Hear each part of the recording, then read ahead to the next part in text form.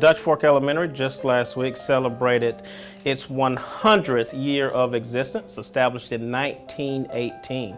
And it was critically important for us to make a connection between our school's legacy and our students today. So for our students, it was an opportunity to learn more, but also for our faculty and staff, for the people that work here every single day.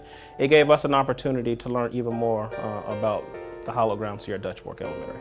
We want our kids to understand what the 1920s was about, and so Rosenwald School was built during that time period. And so that's how we really started this. So I took my kids out front, we studied the signage out front, and it talked about why our school was built and who helped build it.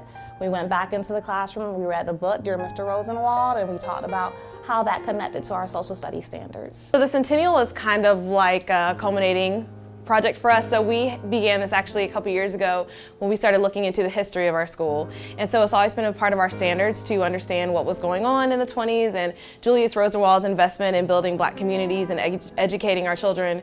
But really this kind of built a journey of its own as we started inquiring into our school's history and learning about the students who came here and how they are still a part of our community and making a difference in ways that we didn't even realize. We still have a lot of those same families that lived here 100 years ago still living here today, and so they came out of the woodworks to show their representation for this community and for this school and for this place, and talking about the history that they built here and as well as what we have going forward. I think it's important for us to teach young students about history and how we grow and evolve from things that have happened in the past, and how important it is for us to now be able to come together in a school of all different races, all socio-economic backgrounds, and that we want to learn to get along together and work together.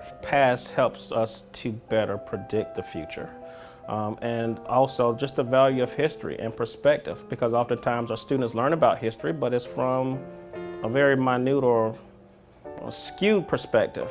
And understanding that where we are in the school has a major significance that's not just relevant today, but this site has been relevant for more than 100 years. And how many schools can lay claim to that?